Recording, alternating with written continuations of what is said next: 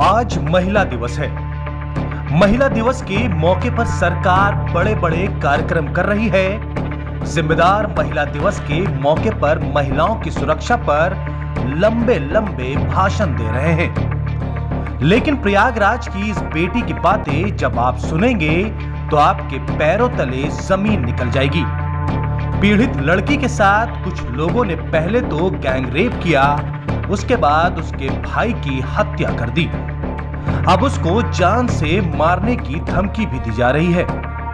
इस वीडियो को खुद पीड़ित लड़की ने बनाया है और अपने दर्द को बयान किया है। सुनिए इस वीडियो को और इसके बाद आप खुद फैसला कीजिए कि समाज में बेटियां कितनी महफूज हैं। नमस्कार, मेरा नाम प्रियांशी मिश्रा है। मैं प्रयागराज की रहने वाली हूँ। ये मेरी मदर है रागिनी मिश्रा। कल मैंने आप लोग को सूचित किया था कि मैं अपनी पीड़ा और अपने साथ हुई घटना को आप सबके साथ शेयर करूँगी, जिसके लिए मैं आज फेसबुक के माध्यम से अपने साथ हुई घटना आप सबके साथ शेयर करना चाहती हूँ। आप सबको अपनी पीड़ा से रूबरू कराना चाहती हूँ। आज से 7 महीने पहले 14 सितंबर 2020 को मेरे साथ गैंगरेप हुआ था, जिसकी मैंने FIR दर्ज करवाई थी, जिसमें 2 अक्यूज़ थे, डॉक्टर अनिल द्विवेदी और डॉक्टर श्याम प्रकाश द्विवेदी।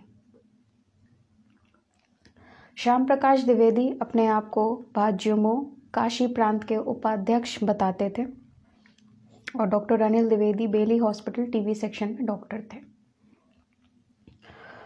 जब मैंने FIR दर्ज करवाई तो उस दौरान मुझे बहुत सारी कठिनाइयों का सामना करना पड़ा, जो कि इनके फादर राम रक्षा द्विवेदी, श्याम प्रकाश द्विवेदी के फादर ज़िला अध्यक्ष रहे हैं प्रयागराज के, जिसके कारण मुझ पे बहुत सारा दबाव आया कि मैं FIR ना दर्ज करवाऊं। मेरे केस को किसी भी उस टाइम जब मैं FIR के लिए जाती थी तो मुझे कोविड पेंडेमिक का इशू का बहाना बता के मेरी FIR को टाला जाता था। जिसके बाद मैंने ट्विटर के माध्यम से अपनी बात आप सबके सामने रखी, जिसके दौरान मुझे सपोर्ट मिला आप सबके साथ। तब मेरी FIR दर्ज हुई, जिसके तहत डॉक्टर अनिल द्विवेदी को FIR के जस्ट दूसरे दिन ही अरेस्ट कर लिया गया था। लेकिन जो श्याम प्रकाश द्विवेदी थे उनको अरेस्ट होने में थोड़ा टाइम लगा, जिस दौरान उन्होंने अपने फेसबुक पेज पे नवनियुक्त SSP के साथ फ़ोटो शेयर की, जिस पोस्ट के उससे हमें डराने की कोशिश की कि हम अपनी FIR ना दर्ज कराएं, हम अपनी FIR को वापस ले लें, हम अपना मुकदमा वापस ले लें। उसके बाद फिर जैसे ही FIR दर्ज हुई, उसके बाद हमारा 161 का बयान, मेडिकल प्रोसेस, ये सारी चीज़ें शुरू हुई। जब मैं अपने मेडिकल प्रोसेस के लिए जाती या किसी भी कानूनी कार्रवाई के लिए जाती तो हमारे आगे पीछे ब्लैक टाटा सफारी 4777 नंबर की गाड़ी हमारे आगे पीछे हमेशा रहती, हमें फॉलो करती रहती। जिसके बाद दोनों आरोपी अरेस्ट हुए, जिसके बाद लगातार हमें थ्रेट्स मिलते रहते थे। ये मेरी FIR की कॉपी है, जिसमें 2 अक्यूज़ हैं, doctor Anil Dwivedi and doctor Shyam Prakash Dwivedi. जब हमें लगातार धमकियां मिलती रहीं, डायरेक्ट इनडायरेक्ट रूप से, अलग अलग माध्यमों से, लगातार मैंने एप्लीकेशंस दी कि मुझे और मेरे परिवार की जान को खतरा है। बीच में जब मेरा 161 का बयान हुआ, 164 का बयान हुआ, मेडिकल प्रोसेस हुआ, उस दौरान जब मैंने एप्लीकेशंस दी थी तो मुझे 2 कांस्टेबल के द्वारा सिक्योरिटी मिली थी। जैसे ही मेरा 161 का बयान हो गया,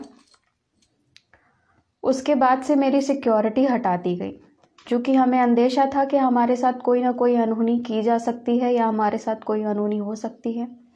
हम लगातार एप्लीकेशंस देते आए।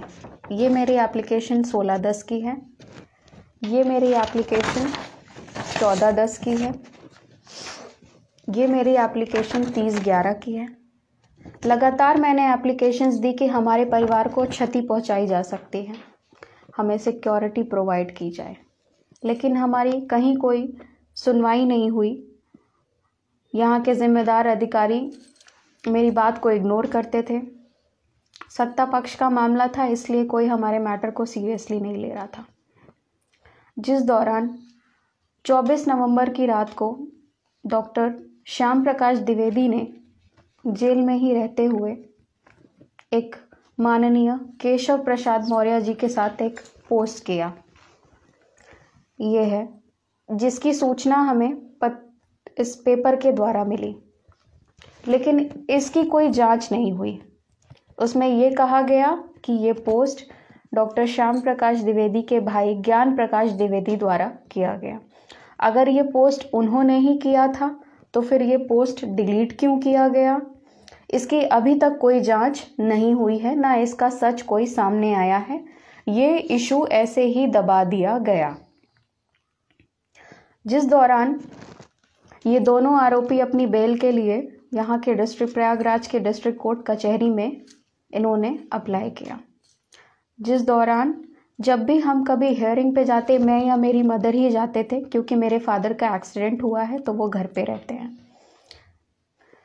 जब भी हम कभी जाते तो डॉक्टर श्याम प्रकाश द्विवेदी के भाई जब ज्ञान आते थे तो बार बार हमें फ़ोन पे अपने कान पे फ़ोन लगा के हमें बार बार फेस करके इनडायरेक्ट रूप से हमें धमकाया करते थे कि ये हमें बर्बाद करवा देंगे, हमें जान से मरवा देंगे, पूरे परिवार को ख़त्म करवा देंगे। बार बार हमें लगातार समझौते का प्रेशर इन्होंने बनाया, हम पे दबाव बनाया अलग अलग माध्यमों से, जिसके लिए हम लगातार एप्लीकेशंस भी देते आए कि हमें कुछ भी करवाया जा सकता है, हम पे दबाव आ रहा है, हम पे प्रेशर आ रहा है, हमारी हेल्प करिए। लेकिन किसी भी उच्च अधिकारी ने हमारी बात नहीं सुनी, हमारी बात को हमेशा इग्नोर किया, जिसके लिए मैंने लगातार सारे अधिकारियों को सूचित भी किया। मैं लगातार एप्लीकेशंस देती आई, जाके हम हर ऑफिसर से मिलते भी थे, आईजी साहब से भी मिले, आईजी, एसएसपी, कर्नलगंज, कहाँ हमने विज़िट नहीं किया, हर जगह किया, लेकिन कोई सुनवाई नहीं हुई लगातार एप्लीकेशंस देने के बाद भी। उस दौरान मेरा भाई रितेश मिश्रा प्रयागराज में ही उपस्थित थे। उसके भी आगे पीछे लोग लगे रहते थे। जब भी वो कभी बाहर आते जाते थे या वापस घर आते थे तो हमें बताते थे कि मेरे आगे पीछे जैसे कोई अनजाने चेहरे मुझे फॉलो करते हैं, मेरे आगे पीछे लगे रहते हैं। जिसके बाद रिसेंटली ही कुछ महीने पहले मेरे ही किसी अन्य परिचित के माध्यम से डॉक्टर श्याम प्रकाश द्विवेदी के भाई ज्ञान प्रकाश द्विवेदी उनके पास गए। मेरे भाई की उन्होंने फ़ोटो दिखाई उनको और उनसे पूछा कि यही रितेश मिश्रा है ना, पुणे में रहता है, पढ़ाई करता है। सोशल मीडिया से उसकी फ़ोटो उसकी सारी जानकारियाँ कलेक्ट की। जिस दौरान भी मैंने, जब मुझे ये बात पता चली तो मैंने 24/1 को भी एप्लीकेशन दी थी कि हमें कुछ हो सकता है, मेरे ब्रदर को कुछ भी किया जा सकता है, क्योंकि ये सारी इन्फॉर्मेशन कलेक्ट कर रहे हैं। शायद जितना हमें हमारे बारे में नहीं पता था, हमारे आसपास रहने वाले लोगों से जुड़ के उन सारे लोगों को सारी बातें पता थी। जिसके बाद भी कोई सुनवाई नहीं हुई, ना अभी तक कोई सिक्योरिटी हमें प्रोवाइड हुई है। हमने सारा डिस्ट्रिक्ट कोर्ट, हाई कोर्ट, हमने सारी चीज़ें, हर जगह हम बिना सिक्योरिटी के गए। कोई भी व्यक्ति जब जेल में रह के अपना मोबाइल फ़ोन यूज़ कर सकता है अधिकारियों के सहयोग से, जिसकी जांच आज तक नहीं हुई, अभी तक नहीं हुई, जिसका सच अभी तक सामने नहीं आया, तो वो इंसान कुछ भी करवा सकता है और करवा दिया। और जिसके बाद पुणे महाराष्ट्र में सिंघड़ पुलिस थाने के नरे पुलिस चौकी के अंतर्गत मेरे ब्रदर का एक्सीडेंटल डेथ दिखाते हुए डंपर ने उसको टक्कर मारी, कुचल के उसका मर्डर करवा दिया। हमारे जाने से पहले ही वहाँ पे FIR भी दर्ज हो गया, वहाँ का सारा प्रोसेस हो गया। मेरे इकलौते भाई रितेश मिश्रा उम्र 22 साल उसका मर्डर करवा दिया गया। 18 फरवरी 2021 को ये उसका डेथ सर्टिफिकेट है।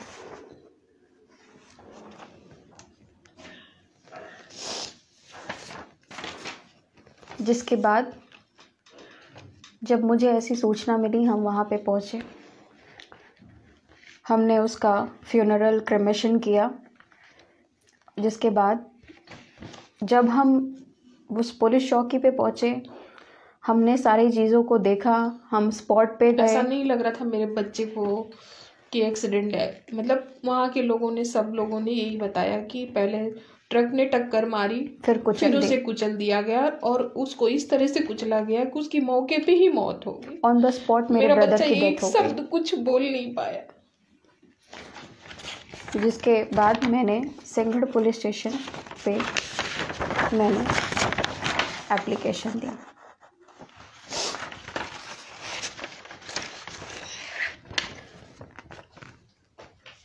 अभी तक कोई सिक्योरिटी नहीं है, ना कोई सुनवाई है। हमेशा हमारी बात को इग्नोर किया गया, बस प्लीज ये कहते हुए कि सत्ता पक्ष का मामला है। इनका पॉलिटिकल इन्फ्लुएंस प्रयागराज में इतना ज़्यादा है कि हमारी एक एप्लीकेशन पे कोई कार्रवाई नहीं होती है, ना हमारी कोई सुनवाई होती है। मैंने अपने इकलौते भाई को खोया है और अब मुझे ऐसा अंदेशा है कि जैसे मेरे भाई का मर्डर करवा दिया गया, इसी तरह हमारे घर में बचे 3 लोग, मैं, मेरे पिताजी, मेरी माताजी को भी मरवा दिया जाएगा, क्योंकि ये लोग हमारे आसपास रहने वाले लोगों के साथ मिले हुए हैं।